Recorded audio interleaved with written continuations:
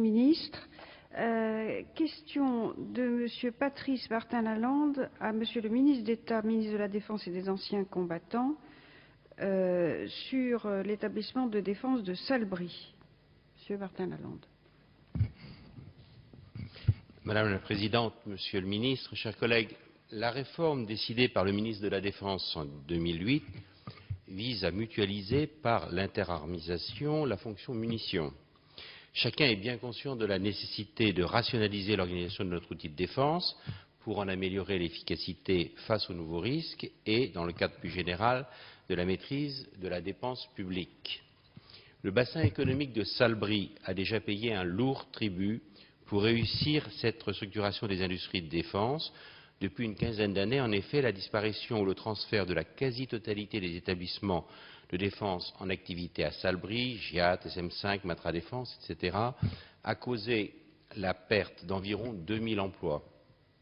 En dépit des efforts conjugués de l'État et des collectivités territoriales, tout particulièrement du Conseil général de Loir-et-Cher, pour réimplanter les entreprises sur les friches industrielles, l'activité économique reste très déstructurée.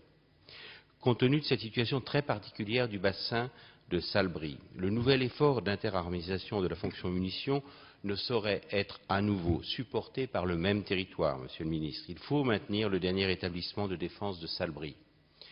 D'autant que le site de Salbris présente de nombreux atouts qui le distinguent des autres sites. D'abord, ce site est situé en plein centre de la France, à une sortie de l'autoroute Paris-Clermont-Ferrand. Ce site compte aussi et surtout une main-d'œuvre spécialisée de 161 salariés, dont 46 militaires.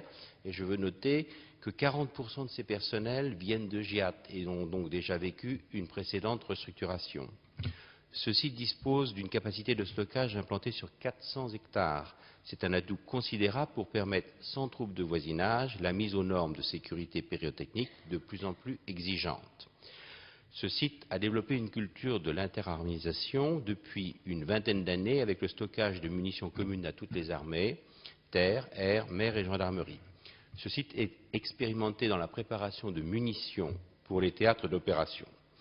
Je le ressouligne, le nouvel effort que notre organisation de défense doit réaliser ne peut être à nouveau supporté sur le plan des emplois par ce territoire et par sa population qui ont déjà payé trop lourdement la restructuration des industries de défense. C'est pourquoi je vous demande, Monsieur le Ministre, d'une part, de quelle place bénéficiera le site de Salbris dans le futur schéma directeur infrastructure munitions et d'autre part, de quelle manière les collectivités concernées pourront-elles travailler en concertation avec l'État pour préparer dans les meilleures conditions l'avenir de cet établissement à Salbris. Merci.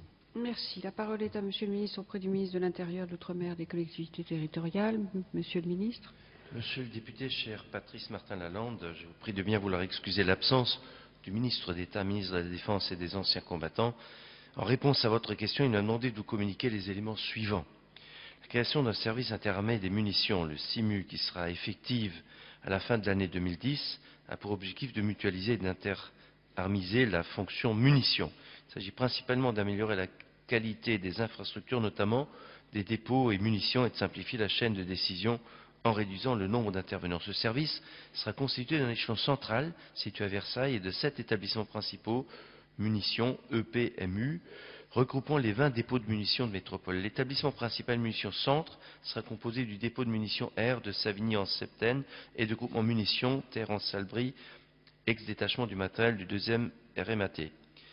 À la création du SIMU, le site de Salbris poursuivra les missions et activités qui lui incombent actuellement et la pérennité du site n'est pas menacée.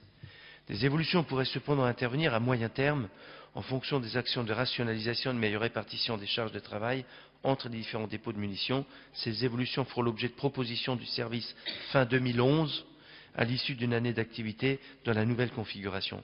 Le ministère de la Défense examinera à cette échéance les propositions du service et engagera une concertation avec le site éventuellement concerné par une restructuration qui ne se produira pas avant 2014 selon le calendrier actuellement envisagé. Voilà les précisions que Monsieur le ministre d'État a souhaité que je vous porte aujourd'hui. Merci, Monsieur le ministre. Question. Ah, vous voulez répondre? Oui, je vous en prie, vous avez le temps. Je vous remercie, Madame la Présidente. Simplement pour remercier le ministre et à travers lui le ministre d'État de cette première réponse. J'ai bien noté que la pérennité du site n'est pas menacée. C'est très important pour ce territoire et pour les populations qui y vivent. J'ai noté aussi qu'il va y avoir plusieurs étapes annoncées pour 2014 et pour après. Je souhaite que la concertation qui s'est engagée à nouveau publiquement aujourd'hui soit poursuivie. Encore une fois, le site de Salbris a été un des principaux contributeurs de l'effort de restructuration de l'industrie de défense ces 20 dernières années. Il faut que dans la restructuration qui s'annonce, il en soit tenu compte et qu'il soit ainsi maintenu, ce qui est la dernière activité de défense de cette région largement impliquée dans la défense depuis un siècle. Merci. Merci, cher collègue.